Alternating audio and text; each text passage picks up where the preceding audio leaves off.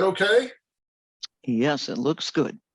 Super, super. Well, I want to welcome everybody to this presentation here. It looks like we've got we've got a very good looking crowd anyways. And we're going to try this, this a little something different. And I think you might appreciate it. And Holly, I'm going to go on to the next slide and let you introduce us. All right. So I'm Holly Johnson, and I'm the staff officer for AuxScout in District 5, Southern Region. This is my third year in the AuxScout position. I joined the auxiliary in 2005, but it might surprise you that I've been a registered Sea Scout for 40 years. So as newlyweds, Bruce and I moved to Chicago, and that was where he started a Sea Scout ship at the Coast Guard station on Lake Michigan. So I have been hooked on Sea Scouting ever since. I asked Pat Curley to organize the content for this presentation because of the success of AuxScout in North Carolina. Pat is involved with multiple organizations, and he's been known to wear as many as 3 different uniforms during the course of one day. He is the SO for AuxScout for Division 20, as well as the ADSO for AuxScout for Virginia. On the scouting side of things, Pat is Council Commodore for East Carolina Council and Ship Committee Chair for Ship 7730 in Morehead City. So Pat has also lined up some special guest speakers for this workshop, and he will introduce them a little later.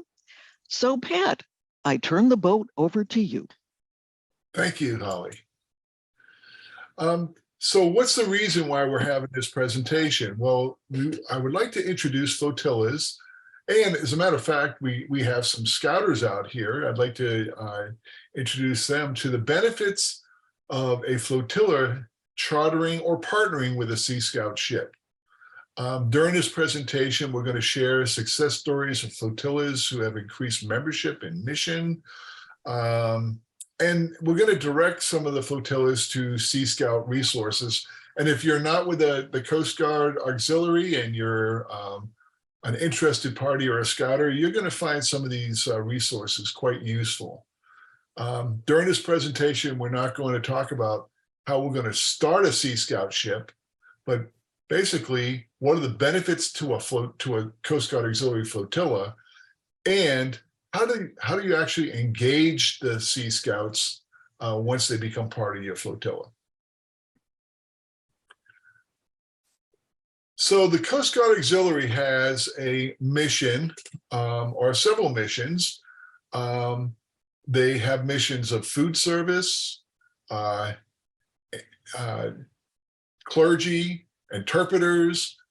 We have missions of public relations, everything from photography to web design, internal, external media, having speakers, your recreational boating safety.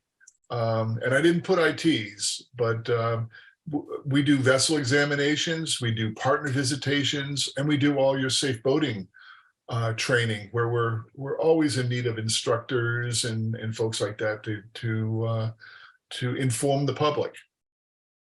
And of course, one of our missions is the recruiting assistance to the Coast Guard, both active Coast Guard and as Academy partners, to encourage young people to go into the Coast Guard Academy. So as you can see, the auxiliary has quite a few missions that they're required to have during the course of the year. So I want to ask the flotillas out there, and I would like to have just a couple of folks give some input there, is what does your membership of your flotilla look like? Okay. If we can have someone, a couple folks share, what's the average age of the members in your flotilla? Hi, this is Barbara Thawley in 2401. I'm also the division commander of Division 24. The average age of our flotilla members is it's over 50. In some flotillas, it's over 60. In some, it's over 65. If we're growing in membership, I would say we're growing slightly. but we're losing the older members, members who transfer, members with health problems. We're trying to recruit new members, but I would say most of the newer members that we're recruiting are not younger than, most of them are not younger than 40. We have some new, younger members, but not very many. Mhm. And we don't have enough people in boat crew right now. Losing people in boat crew and training them for boat crew is a long process. Yes. Mhm. Mhm. And we are having problems with people having health problems and not being able to maintain their currency in, especially in boat crew. Right, because of the physical demands. Mhm. Yes. Would anybody else like to share with us?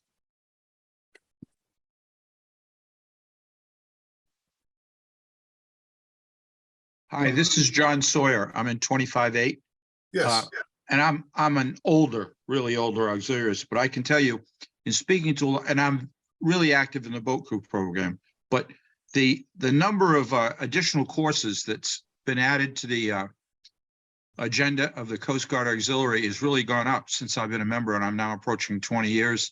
That's a big deterrent. I hear that complaint over and over again. And I would add that the people in the auxiliary who hear it, they tend to marginalize that complaint and diminish it.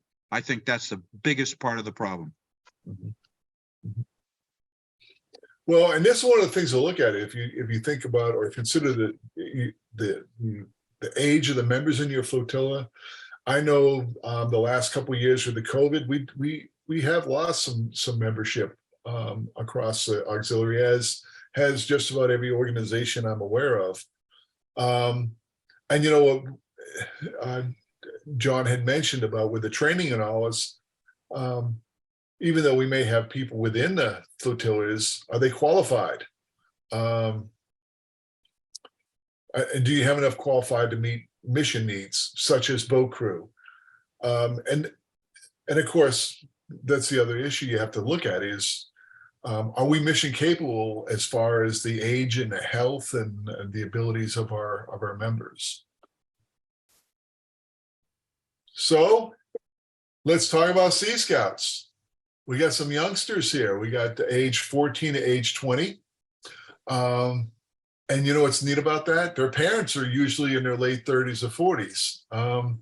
And you know what? With this age group right here, these 14 to 20-year-olds, I know I talk to parents who have kids who are interested in getting into a sea scouting or the flotilla. And I'm like, you know what? This is really the last couple years you're going to have to do things with your kids, because they're going to eventually graduate from high school and move out of the house, and you're not going to be able to do the things that you know you can do with the kids living in your home there. And so this is a great opportunity for parents and kids to actually do something fun that they enjoy doing together, and do more high adventure type of things, things like that. And so a Sea Scout from age 14 to 17 can actually join your flotilla. Of course, if he's 17 or older, he can join anyways. But with the Sea Scouts, if they're registered as a Sea Scout, they can actually join your flotilla and be an active member of that flotilla. And of course, when they're doing Sea Scout things, they wear Sea Scout uniforms. But if they're doing auxiliary type of duties, they wear the auxiliarist uniform. So this is a good way to look at bringing young people into your flotilla. So what can these young people do? Well, if they're under 17, and I would talk about under 17 because, as I said, if you're over 17, all the options are available. But if you're under 17 as a Sea Scout and you enroll in the auxiliary, you can train in any competency. You can go through the training. You can qualify. However, well, and I'll talk about that in a moment, but you're not allowed to enroll in Coast Guard Auxiliary Sea Schools, and I love that, unless it's local. So if you have Sea Scouts that are in your area and you got a Sea School going on, they can attend. Sea Scout youth under 17 years of age who enroll in auxiliary are not authorized basically to do anything that's kind of independent or, I hate to use the word, a higher level of responsibility. So they can't be the coxswain. They can't be a personal watercraft operator. They can't be a paddlecraft operator. They can't be a pilot. However, well, I'm going to use this slide here. And John, you addressed the training. Well, if you take a look at what Sea Scouts are doing, these Sea Scouts, in order to earn their ranks and their awards and recognitions, they're already doing a lot of training that corresponds with the Coast Guard type of training. And so you can see some of the courses here, and you can see the Sea Scout requirements they have for their various ranks. So with the Sea Scouts, they have a progression of ranks: apprentice, ordinary, able, and then up to quartermaster. Quartermaster is a higher level. But you can see these young people are already doing the training. Sea Scouts can hold appointed officer positions. They cannot be elected officers, but they can hold certain appointed positions. So for example, Flotilla secretary, they don't need a waiver or anything. They can go right in. 14, 15-year-old young person could actually be your Flotilla secretary. Sea Scouts who are under 17 years of age can enroll in the auxiliary and be appointed with a waiver to public affairs, communication services, and publications. And so this might be another way that you can look at using Sea Scouts to actually augment your staff and to fill needed positions within your flotilla. I mentioned something real quick. Yes. Okay, if there's anybody here on this program listening, and they're like, what is the commander of the ship called? Does he have a title? Skipper. Okay, if there's a skipper here, an actual skipper of a ship in Northern Virginia, they should contact me if they want to get a sponsor. You said you need a nonprofit. If they contact me directly, I got a sponsor. Ooh. And Yeah, sorry, And who- I want to who be is real, this can for? do Okay. business. Mhm. Okay, I'm going to So- put my info in the chat. great. So, we're back to, are we mission capable? And how can being involved with Sea Scouts help our flotillas with their mission? Well, with, one of our biggest missions is the recreational boat safety. They can help with the public education. They can help promote safety. And I know, Hank's on here, and I've done the same thing. We've actually had Boat America for teens, and I've been doing Paddler's Guide to Safety for teens, and we're getting a pretty good crowd. We're getting folks in there. And so there's a whole nother market area for us as far as if we're going out there and trying to do some public education. That's a good crowd of people that we can get in there. They can help with underwater operations. They can serve as boat crew. They can serve in a lot of those other positions, and they can serve as instructors. And a lot of these kids, they're sharp young people that want to get into, the military. They want to get into business and things like that. So you've got a lot of potential there. And of course, with your public affairs, does your flotilla have an assigned photographer? Well, you got kids who would love to do that. And this is the digital generation. So social media and web design, that's what they do.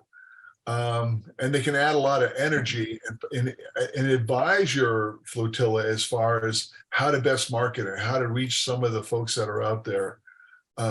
Whoops, got to back up.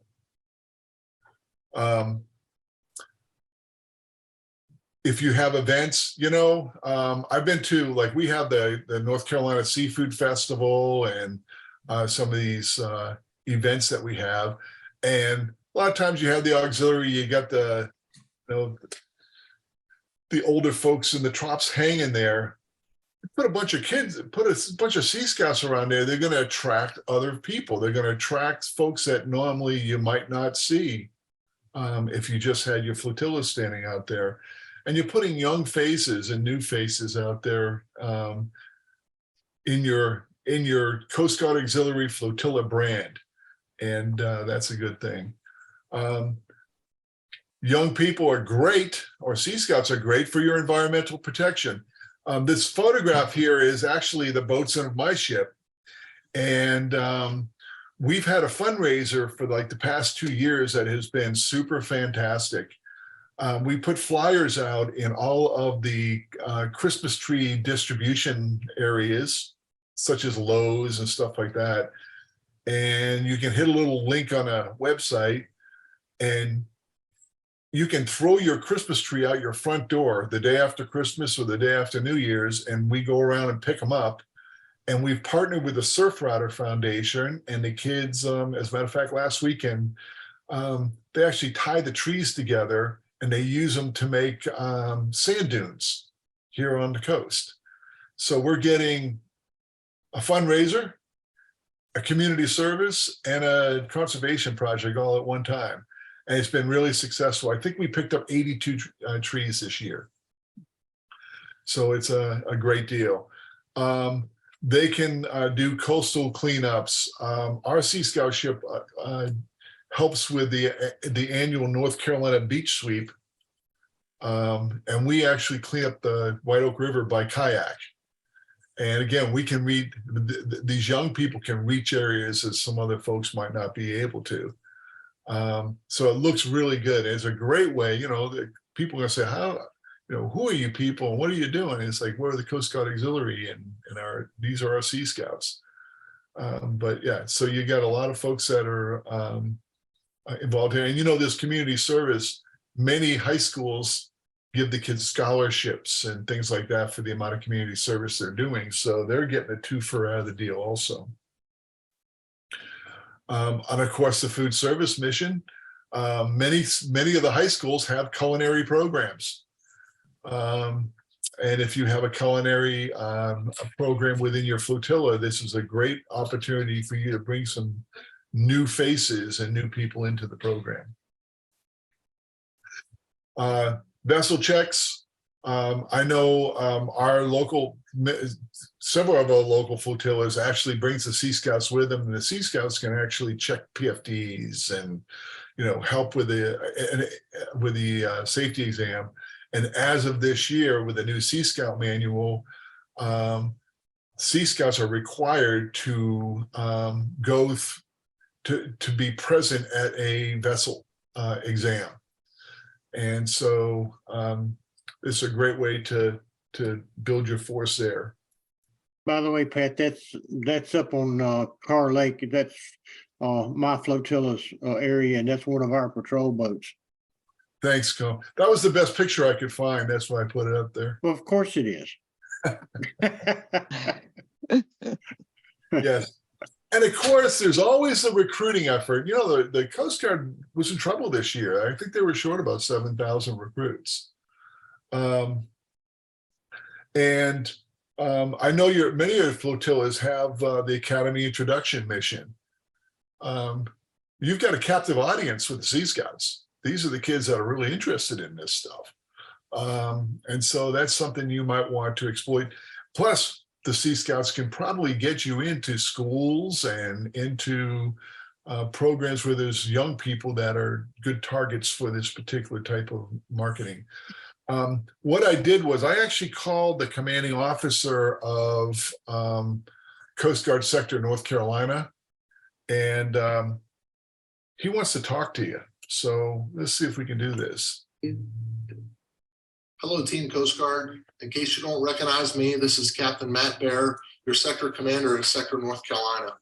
I want to thank you for giving me a couple minutes of your time today to talk to you about how much I value the United States Coast Guard Auxiliary, as well as the Sea Scout program that you guys are learning about today, as well as share a little bit of our recruiting challenges across the Coast Guard. So first, let me start by saying thank you very much for your interest in the Sea Scout program. It's certainly something that is of great value to the Coast Guard Auxiliary, and I want to thank our 5 divisions and 25 flotillas across the state for being very supportive of this program. In case you don't know, we have at least 7 Sea Scout ships across the state right now, and we could always use more. So your commendable interest in the Sea Scout program is frankly very much needed in our Coast Guard and also our society overall. So let me talk a little bit about the shortages we're facing in Team Coast Guard right now. Presently, we're a little over 3,000 enlisted women and men short, nearly 400 officers, and 1,000 people short in each of our reserve component and the civilian workforce. And I don't even need to tell you and remind you as to what COVID did to our auxiliary numbers across the nation. So that's where I think we can partner very, very much together in the Sea Scout program overall. So here's the deal. If they're under age 42, how about you send them our way? You know, we have recruiting offices in Charlotte, the Raleigh-Durham area, right here in Wilmington. And we'd be happy to host them in Sector North Carolina or at any one of our 17 field units across the state. If they're over 42, we're going to send them your way. And hopefully you can hook them into one of our 5 divisions or 25 flotillas right here in the state. As far as the Sea Scout program goes, every one of these young women and men have a parent or a legal guardian. So that might be a twofer for us. If we can get them hooked into this Coast Guard Auxiliary and the Sea Scout program, you know, maybe we'll have them as a future coastie. And then the challenge remains for you to hook those parents and legal guardians to join their ranks in the flotillas and divisions out there. So I'll close the way I started by saying thank you. Thank you for all that you have done, all that you are doing, and all that you will continue to do in support of Team Coast Guard. My absolute best wishes to you, your families, and your shipmates at the flotillas and divisions across North Carolina. Blessings to each of you. Semper Paratus. Semper Paratus. Hey, how do you like that? We got a video to work during a Zoom meeting.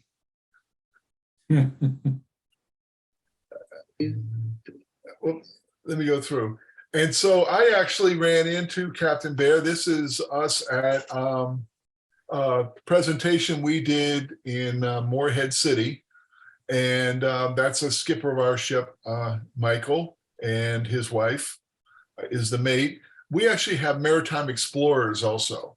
And so these are middle schoolers, and they're part of an explorer program. We've had 6 of those explorers move up into our Sea Scout ship this year. So that's working pretty darn good. When we were standing out here, Captain Bear was like, you know what, this is the solution to our Coast Guard recruiting problem. He goes, yeah, in fact, the young man next to him is Alex, who's a junior, and boy, he wouldn't leave Alex. He was right there with Alex. They were buddies. He was like, yeah, let's get you involved in the academies and things like that. So there you go. So the other good news, and we threw this map up here, there's an interactive map. I actually sent it out to my skippers last night because I thought it was pretty cool. But you can go in and there's the site right there on the tiny URL. They have an interactive map that has all the Sea Scout ships in the US, and the different colors, you can see which ones are chartered by Coast Guard Auxiliary flotillas. You can see which ones are paddlecraft, sailing programs, scuba programs, etc. And that's pretty impressive if you take a look at it. We need to work on the Midwest a little bit there. You got a space there, but you can see that we're doing pretty darn good. And not only are we doing good here in the United States, but guess what? And Holly, I don't know if you'd like to kind of jump in there or not. And just, I think you're pretty proud of that. And so, yeah, as far as our district, Sorry, Pat, I just realized I was muted. okay, I'm sorry, did I wait? I didn't wake you, did I? Right. No, no, I was trying to put something in chat, but that's fine, no problem. Yeah, but if you'd like to Um, just, I know you're very proud of this. Right, exactly. And, we can also expand it a bit and talk about the national numbers. But, when we think about the fact that there were no Sea Scout ships that were chartered even 4 years ago. So, I mean, all of the stuff that has happened, really has just happened in this recent time. And basically, we credit a lot of that to our AuxScout staff. But what else did I want to say about that? But yes, I mean, we have the most of any nationally. So the fact that there are 7 auxiliary chartered Sea Scout ships is more than in any other area of the country. So that really is something to be proud of. So thank you, Pat. Yeah, you're welcome. And so what I like to do is I want to introduce some other folks here who can say some positive things about our program. And the first person I'm going to introduce is Tom Cox. And Tom is the ADSO for AuxScout North Carolina. And Tom, if you would like to just talk a little bit about what's going on in North Carolina and how is Sea Scouting beneficial to flotillas? Well, thanks, Pat. Yeah, I started this program probably 4 years ago. I think it was, Holly. And well, I got into being the ADSO anyway. But my job was basically in the very beginning was to search out all the Sea Scout ships and all the flotillas and their proximity to each other, and then try to get them to work together in a number of ways. One is to charter a ship themselves or support a ship. And that could be as little as, go teach the kids how to chart. So anything that you can teach them, I can almost guarantee you our boat crew matches their tasks for their ranks almost 1 for 1. In fact, there's some of them I can actually quote word for word the same thing that's in our boat crew manual. When they've reached the 3rd rank of their 4 ranks they have, they pretty much have done almost everything a coxswain needs to do. So they're on the path to start with. I was talking to Captain Bear one time when he was up here, and I asked him what can we do in the auxiliary to help a Sea Scout, get into the Coast Guard, and he says the number one thing you can do is get them boat crew and coxswain certified, as close as you can get to that. So that gives the Sea Scouts a heads up. We can play a big part of that. And in North Carolina, that's what we've done. I've got, I think 6 flotillas in my division. 3 of them have already seen that we have Sea Scouts joining the auxiliary guys. We've got, I think 3 adults leaders that have come over and joined us as well. And that's that, and the other 3 flotillas are actually still supporting some of the Sea Scout ships in our area as well. So the division 9 is done pretty well in that respect, but the state as a whole, and Pat, you played a big part of this too, was getting to that point that Holly just stated, that we've got probably more ships started in North Carolina than any of the other states out there. And we've done a great job, and I credit that to you guys that are out there beating the bushes and going to meetings and talking it up and doing presentations. I couldn't ask for a better group out there anywhere.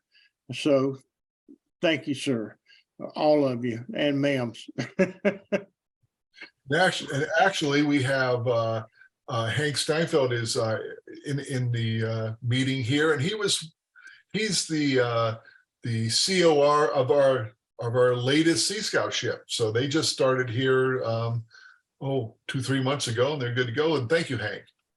Yeah. Now what I'd like to do is I want to introduce Peter Sargent. And Peter is he's on the National Sea Scout committee. He's on the National Sea Scout.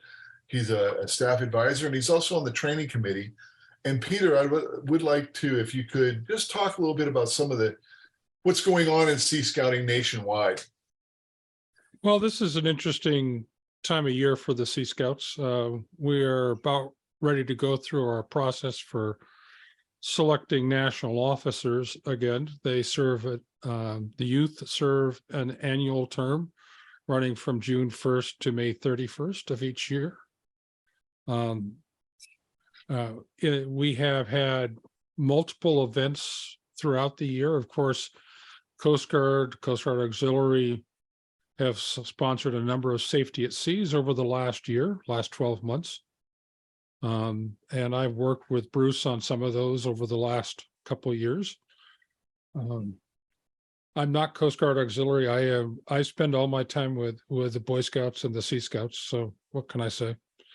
There is an interesting question that was in the chat that says, what's the time commitment?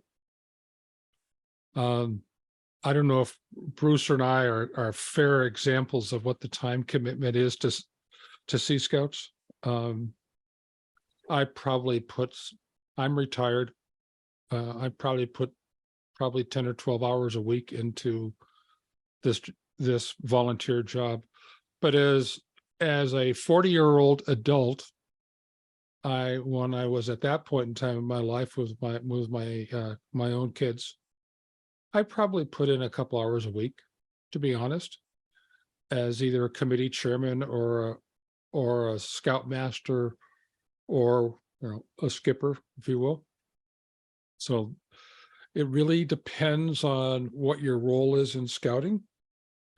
And I would suspect Bruce and Pat could probably chime in here as I say that, but there's probably a number of the jobs that you have to have for a unit, a Sea Scout ship, if you will, directly overlap with jobs you would have anyhow in the auxiliary, right? You're going to have to, you've actually appointed people to do some of that work as it is. You heard Pat refer to a chartered organization rep. We are, constantly looking for youth to join Sea Scouts, and then we help them figure out what their maritime career is, because that's kind of what the end game is for Sea Scouts. Is we find youth that are interested in maritime careers. That doesn't necessarily mean the Navy or the Coast Guard, but it could mean merchant marines. It could mean oceanography. We were talking to, just the other night, we were talking to the National Hurricane Center and recording a video with them and saying, this is a job that is maritime oriented. And if you're interested in being a meteorologist, this is a place to do this. To me, having looked at some of the stuff that you guys have in terms of education available to youth members of the auxiliary, and thus to the Sea Scouts if they join, this is key. You have stuff that ready-made to pique the youth's interest. These are very serious kids. I know from my own experience, and I'll just kind of put it this way. I readily admit that as a 14-year-old, I would be what was called now a geek. I joined it was called exploring back then, but I joined an exploring post back then and made a 45-year career of it because I found I liked it. I liked what they were talking about. Now, it wasn't maritime, but we have youth out there who have joined ships right there in the Annapolis area who are now entering their second year that I know of personally entering their second year at Annapolis. And by the way, one of them was the first time a freshman had ever been appointed a sailing boat crew leader. So, and that was Bruce, that was Izzy, if you remember Izzy. Yeah. So serious sailors out there. You know, I'm in Central Texas. We have lots of inland lakes here. We also have this funny thing called the Gulf of Mexico just south of us. And we take our ships out there on a regular basis. So if there are specific questions any of you have on the program, more than happy to help answer them. Peter, I have, we had it in the chat. Roberta put a statement in the chat that I think would be fun to address. It said, would someone speak to the relationship between the BSA and the Sea Scouts, and then explain the relationship between the Sea Scouts and the Coast Guard Auxiliary? And yeah, if you could kind of maybe address. I'll start it off, but I'm going to turn to Bruce, who actually owns that relationship in the end. But I'll start off the first half of that question. Okay. The Boy Scouts have 5 major programs, depending on the youth. So you have Cub Scouts, 3rd grade, and co-ed program since 2018. Scouts BSA starts in 5th grade and goes to they turn 18. They are co-ed and have been so since 2019. Then you have the 3 older youth programs. So Sea Scouts, Venturing, and Exploring. So Sea Scouts, we've been talking about Sea Scouts, starts at 14 and goes to 21. Venturing, same thing, 14 and goes to 21. Now, they're more, I'll say, land adventure oriented. So you'll find people there who've done some work with the National Forest Service and things like that. So different interests, if you will. And Exploring is a career-oriented program for older youth from 14 to 21. The obvious ones are often police, fire, EMS, aviation, computers in some cases. And I'll be honest, that's how I started in the computer business a long, long time ago. So those are the 5 major programs. So just because it sounds like they're different, they're really all part of the Boy Scouts of America, which is the name of the officially congressionally chartered organization and the parent company, if you will. Bruce, I'll turn it over to you to explain the other half of that question. Sure. The Coast Guard Auxiliary and the Boy Scouts of America are 2 completely separate organizations. That said, in 2016, we signed a memorandum of agreement to work together to support the Sea Scout program and the Coast Guard Auxiliary. At that time, the Coast Guard Auxiliary named the Sea Scout program as its official youth program, and a couple of major changes were implemented because of that. One is that Sea Scouts as young as 14 can join the Coast Guard Auxiliary, provided that they continue their membership in Sea Scouting. For everybody else, you have to be at least 17. The other big change was that flotillas and divisions are now permitted to charter Sea Scout ships.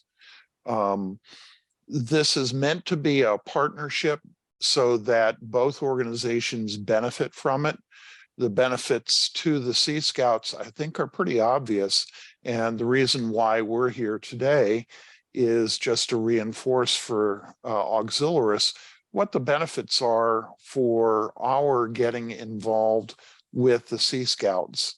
If I had to be totally mercenary about it, the thing that is probably most important to the Coast Guard Auxiliary and to the Coast Guard is the potential for getting younger people involved in the auxiliary. I'm sad to say that the average age of a Coast Guard auxiliarist is somewhere around my age, which is, 185 years old. And what we're trying to do is to not just interest Sea Scouts, but also their parents and their scout leaders, who by and large are younger than most Coast Guard auxiliarists. The auxiliary has the same challenge that the Sea Scouts do. I'm not sure which form that is right. We're having membership issues. And if we keep on trying to recruit the way we have always recruited in the Coast Guard Auxiliary, we're going to have the same problems that the Power Squadron is having, that our membership will continue to shrink and shrink and shrink. And unless we appeal to a younger population and get them involved in what we're excited about, our organization is going to go away. And frankly, from the boating industry perspective, fewer and fewer young adults are getting involved in boating. And we're trying to get young people interested in getting out on the water and doing boating or swimming or scuba diving or paddling, whatever form of doing stuff in, on, or around the water really floats your boat, if you'll forgive the expression. And it's working. We have a lot of Sea Scouts and their parents and adult leaders who are joining the auxiliary. We have 27 auxiliary flotillas and divisions that are chartering Sea Scout ships.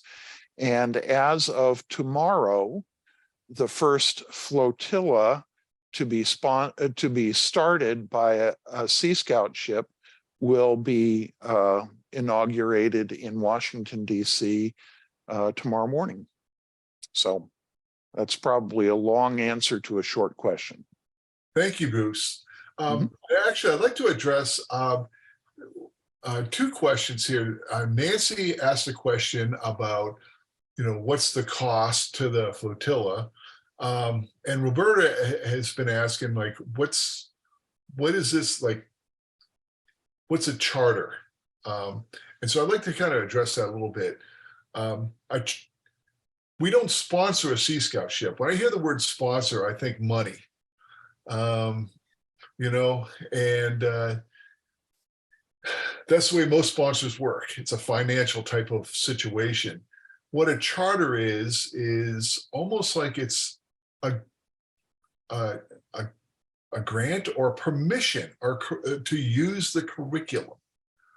And so a Coast Guard Auxiliary Flotilla starts a youth program, and they are getting a charter that allows them to use the Sea Scout program, the insurance, the scouting facilities, and things like that to run their program. And so that's really the differences between a sponsorship and a charter. Okay, very good. Thank you there, Bill. It's sort of like a charter is like a franchise. Except you don't have to, I guess you do have to pay a franchise fee, don't you? The reality is the Boy Scouts of America as a business is a franchise business. Yes. There is a national office, each of the councils, and then each of the sponsoring chartering organizations is considered a franchise. Yes. Yeah, this is Barbara. I'm also a Boy Scout leader, and I'm a charter organization representative. Sure. And one thing about being a chartering organization, you are responsible for, signing off on all the people that are your leaders. You're supposed to make sure that they're responsible and meet all the training requirements. And the second is all the equipment that's bought by the organization, like the troop or the ship, is actually owned by the charter organization. So if we have a troop and the troop some reason folds up or wants to get a new chartering organization, they don't get to keep any of the equipment. The chartering organization owns it. Thank you, Barbara. Yes, so for Nancy's question there is like, okay, what's it going to cost our flotilla? Well, if you can imagine this, a flotilla says, yes, we would consider being a chartering organization.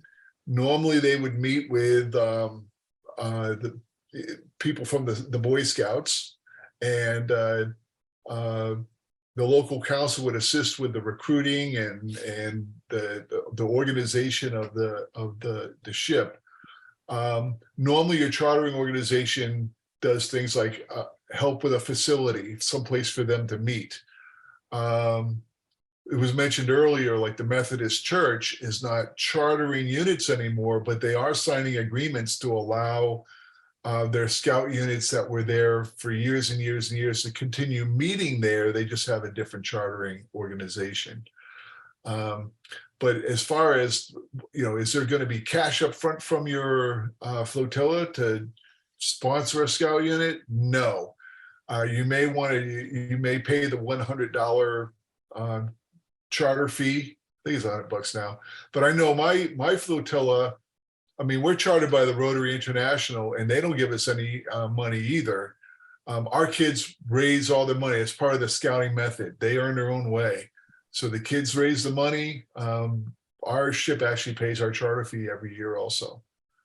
And so hopefully that answers your question a little bit about that.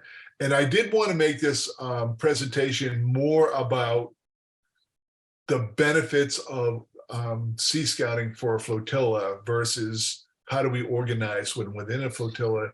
At the end of this presentation, I'm going to show you some resources where you can find that information and how you can contact us also. Any other questions or comments about that? Well, that was. Hey, Pat. Let me start my video there and say hi to everybody. Sure. Hey. So there we are. So I'm going to try and stare at the camera, not at the screen with your picture on it. So I'm just hopping in for, I know this is your show and auxiliary. Next Thursday, I'm meeting with the Division 7 up here in 5NR, I guess it is. I'm still working on how things are divided up. But Division 7 up here in New Jersey, the Jersey Shore, with the flotilla commanders monthly meeting. And one of the things we're looking at is for us to do recruiting at the boater safety course classes, because it's new folks to boating. And so we're preaching outside the choir. And then you're talking about getting involved with the auxiliary.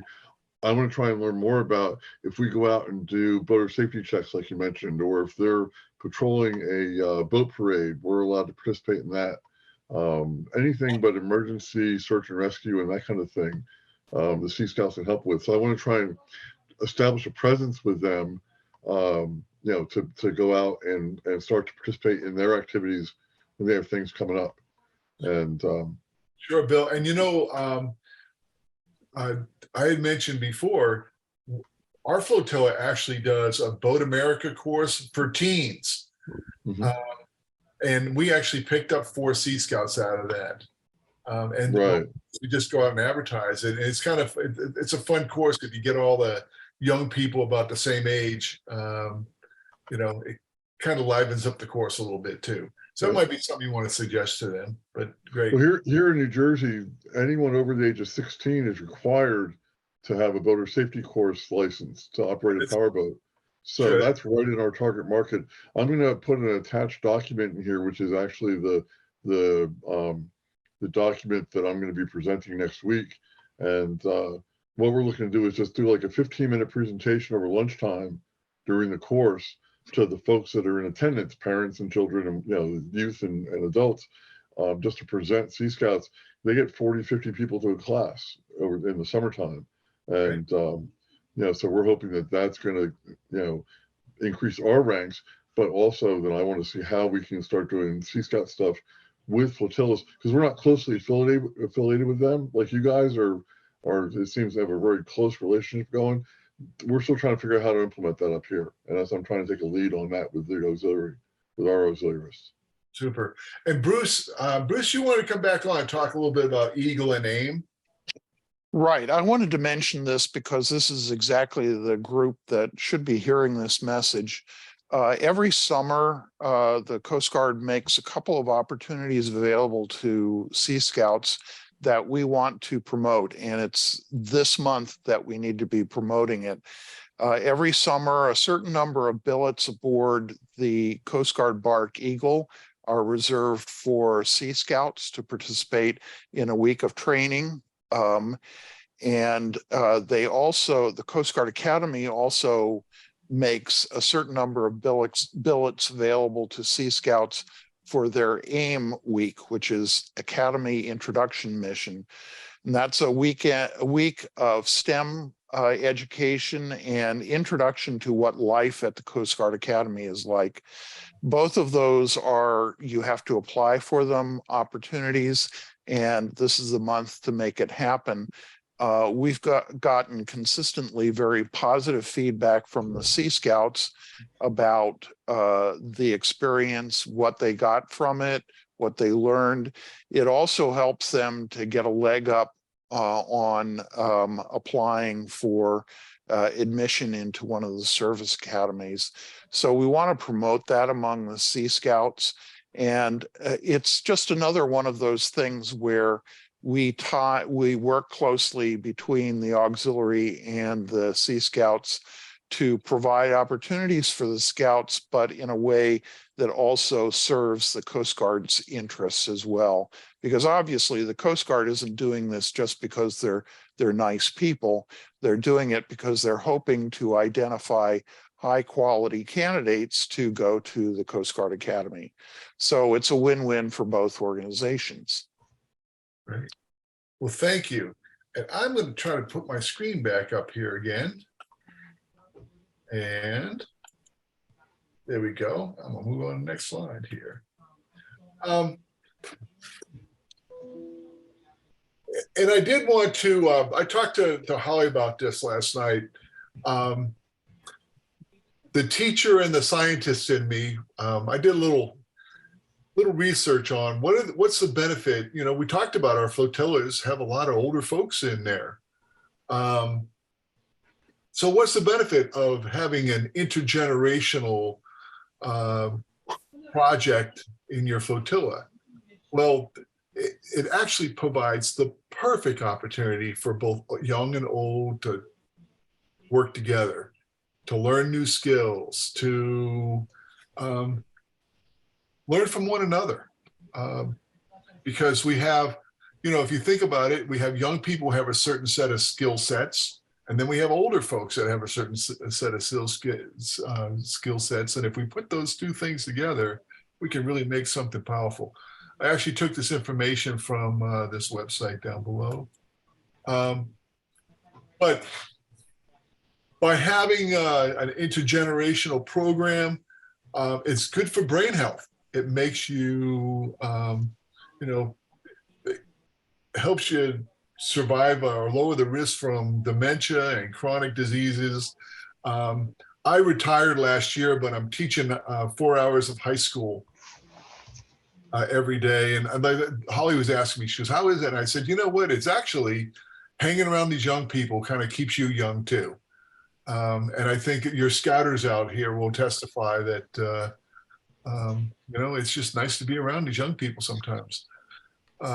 Active, involved older adults, you know, they consistently report that they have less depression, they feel better, and they're much more satisfied in their life. And I love this, the last paragraph here. It helps keeps the stories and histories alive. In my educational years and research, I was a promoter of place-based education, of using the place you live as a context for learning. And many of us that are involved in the Coast Guard Auxiliary have a long history of nautical experiences, or at least a passion for being on the water. And we've heard that already, that, you know, we're seeing a problem. Bruce mentioned that, I think, that, you know, less kids are actually interested in going out in the water.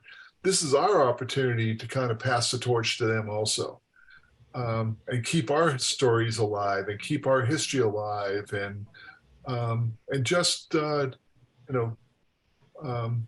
serving the community.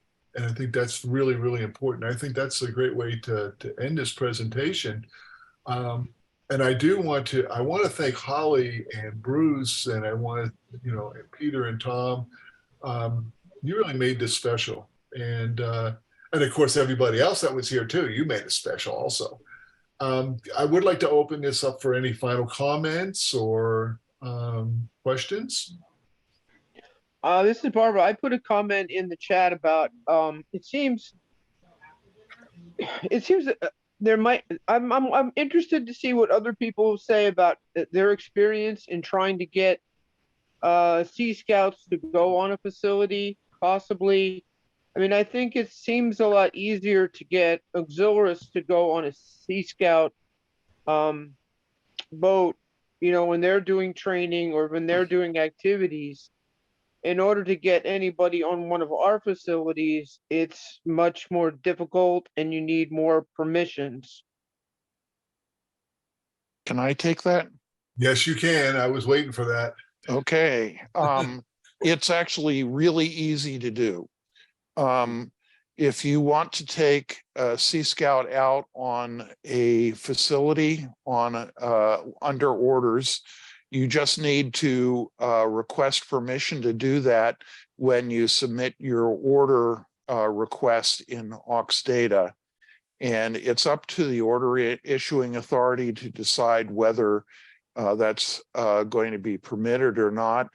Our experience has been that in most places, that's not a problem.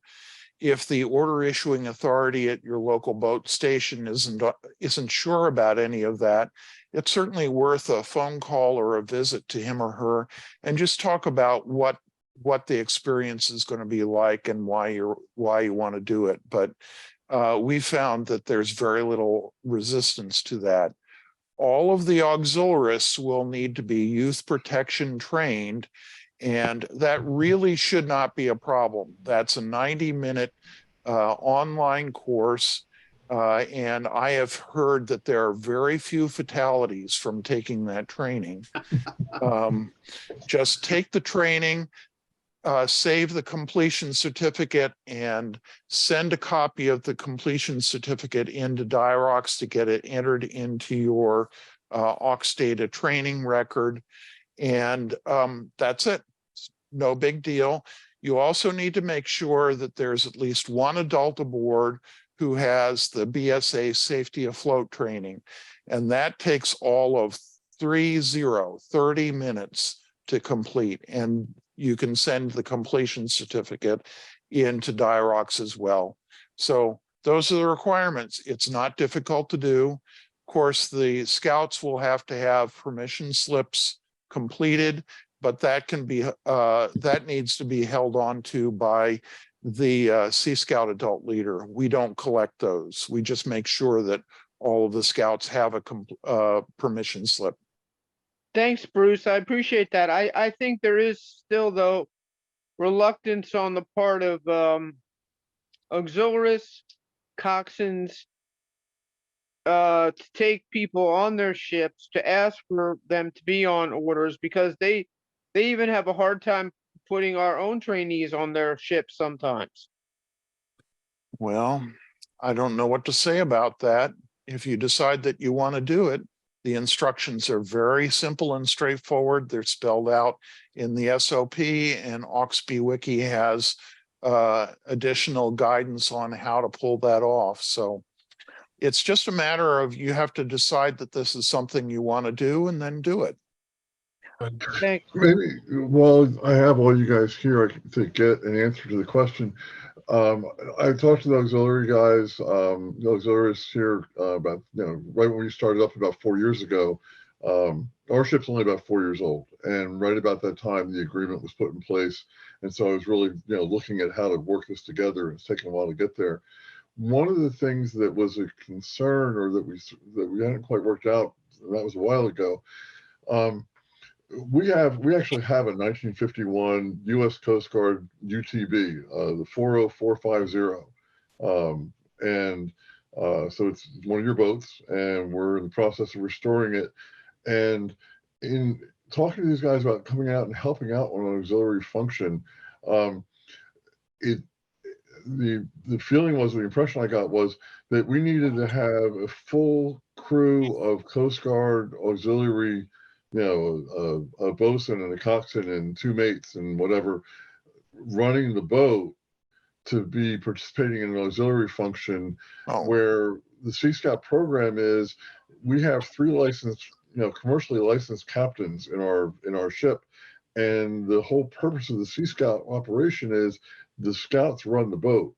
And maybe you guys can clarify for me, if we're to get involved with auxiliary and come out for a day event, are we able to run our own boat? What really needs to be done? What's the, does somebody need to research that and get back to me on how we can do that? You're asking 2 different questions. Let me ask the one that I think you're really interested in, which is, can a Sea Scout vessel participate in a Coast Guard auxiliary training opportunity? And the answer is yes. And the standard operating procedure is very specific about wanting to encourage joint training opportunities. Okay. So in that instance, you can operate your own vessel and you're not under any Coast Guard orders or regulations, and that's just simply not an issue. If an auxiliarist is aboard your vessel, they are there. They can be there as an auxiliarist, but they're not under orders per se. They have assignment to duty because working with the Sea Scouts is an approved mission of the Coast Guard Auxiliary. And all they have to do to get permission to come aboard your boat and help train the scouts is just send an email to their flotilla commander saying that that's what they're going to do. That's all they have to do. They do have to have youth protection training. That's an absolute requirement. And you'll have to follow BSA youth protection rules. Yeah. But that's something that both the Coast Guard and the Boy Scouts of America are insistent upon. Right. Now, if you bring Sea Scouts aboard a Coast Guard auxiliary operational facility, they're going to have to follow Coast Guard regulations about how that's operated. And in that case, yes, you would have to have a qualified coxswain and the appropriate Coast Guard auxiliary crew to operate that vessel. But they can request permission to have Sea Scouts aboard as guests and trainees. The point of them being there is to learn, but not to actually be actively engaged in doing the patrol, if that makes sense. Yeah, I understand. Mhm. It's their boat. So if we're on an auxiliary boat that's under orders, we're there as guests. Right. But if we're out doing a patrol or something on our boat with the auxiliary, we can run our own boat. And if there's an auxiliarist on board as an advisor, or coach, advisor, teacher, Right. We're not locked into having our boat populated with all the auxiliary guys. No. And our scouts don't get to pilot and don't get to run the boat. No, absolutely not. Great. That's perfect. That to get that firsthand from you, Bruce, that's important, because next week when I go, I want to be able to speak with some quote authority, but with some knowledge of, hey, I talked to the guys, and this is the kind of jumping the chain of command, I guess. And I apologize being a military. Well, you're not an auxiliarist, so we're not going to slap you on the wrist. Your district staff officer is Jim White, who's a really good guy. And if he doesn't know the answers to those questions, he knows how to get a hold of me. I hear from him probably a couple times a month with very good questions. He's very actively engaged in doing his job. So he's a good resource. I'm trying to remember where he lives. I want to say probably in the Reading, Pennsylvania area. Oh, he's way out west. That's like Right. 4 hours Right. from us. But okay. Well, that's fine. it's the wild west of northeastern Pennsylvania. Oh my gosh. Yeah, you get out there. Can I just back Bruce up just a little bit Sure. here? Sure. This is Tom. I've had Sea Scouts on our vessels now for the last 3 years. And the one thing that I try to remember is that if we're out there training, we treat them as a trainee. So they can man the helm as long as the coxswain is somewhere near them and has the ability to take over if they do something that's dangerous. But other Right. than that, he's there very willing to help them, train them, show them, the ropes, if you will, or the lines, if you want to call it. And so is the boat crews and everything. The only thing that happens is if they are not in the auxiliary themselves, we ask them to step aside and just watch as we take care of a disabled vessel or something of that nature. Yeah, So that's fine. if we go into full mode to actually do a rescue, yes, they cannot be involved in that, but the training exercises, we treat them just like an auxiliary trainee. Excellent. That's great. That's exactly what I'm looking for this program. Is, Right. like I said, we're running a big boat program, and the kids are operating the boats, and usually we're out there just like you're saying, Tom. Is I stand right next to them, and if they're not going where they need to go, I'll grab the wheel. But otherwise, I want to teach them to make those decisions and keep the brain in gear. So Well, that's great, Tom. I appreciate your explaining how you do it. Yeah, I had one on my boat, and one of his tasks was he had to dock the boat. Well, he'd never driven anything in his life, not even a tractor or lawnmower or anything. So I took him out in the middle of the lake and I pointed him at a buoy. I said, okay, I want you to go up to this buoy and not hit it, but I want you to get about 2 feet away from him. There you go. And when he could handle that, then I took him back to the dock and I said, okay, we're going to do exactly what you just did, except we're going to do it at the dock. And the kid executed it immaculately. I'll tell you what, he put everything right up against the dock, and that just tickled me to death. I was actually able to do that. That's great. That's a good way to train it. I appreciate that. We usually, I let them run in the open water, but in and out of the dock is I've let them go out of the dock because you're going away from solid things. But the first rule of order is don't hit anything. So, Right. And if I can bring us back here, I'd like to try to keep it within our time limit there. There are lots of resources out there for your flotilla. If you're a scouter, if you're involved in a flotilla, and I will, I will tell you, I'm going to commend Bruce especially. A lot of thought has been put into this.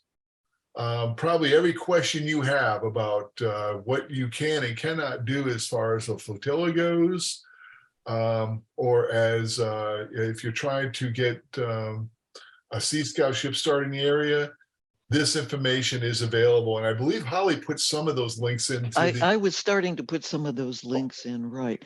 Yeah, Right. One thing that's interesting is the FAQs. So, the questions and the answers, and those are all found on AuxB Wiki. So I threw that in there. Right. Another thing which we actually have not really talked about is that we do a bunch of monthly trainings.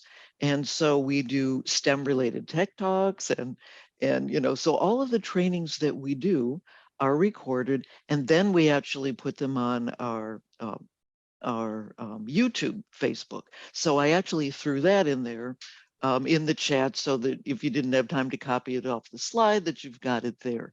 Now, one of the things that our flotilla does is we actually take those trainings and we use them for flotilla trainings. There's excellent topics and excellent professionals that are offering those topics. So, and Peter Sargent had referred to the one that we just had with people from the National Hurricane Center that we're doing the last one that we just did, which was this week. So, there's a lot of use for that information. So check all that stuff out on the YouTube channel. Absolutely. Yes. So hopefully we gave you some information. We've told you some positive things. We talked about the benefits to your flotilla. with the Sea Scout program. So I think we reached all our objectives. I think we did a pretty darn good job. Thank you very much for attending this presentation.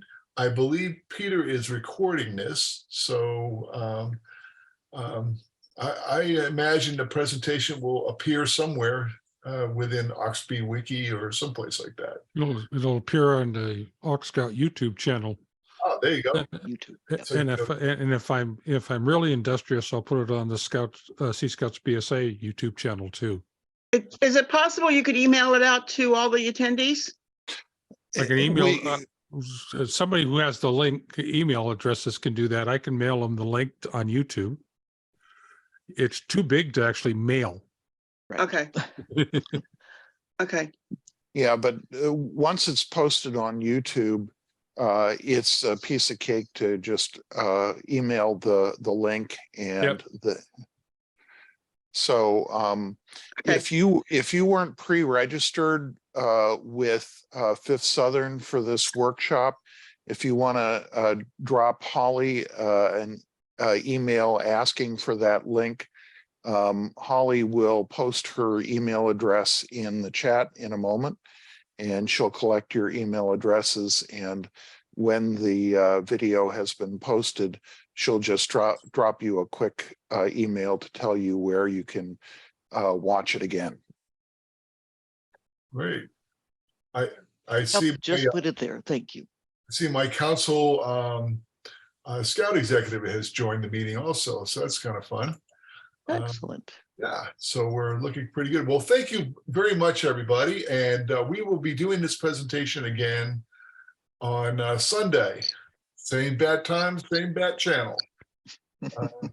Yeah, and so we're going to do it from 3 to 4 on Sunday also. Tell your friends. 3 to 4 on Sunday, I'm doing paragraph. Thank you, Pat. Thank you, Holly. Thank you. Thank you. That was excellent. Thank you very much. Thank you. Good night. Thanks, guys. Bye-bye. Thanks. Hey, Mr.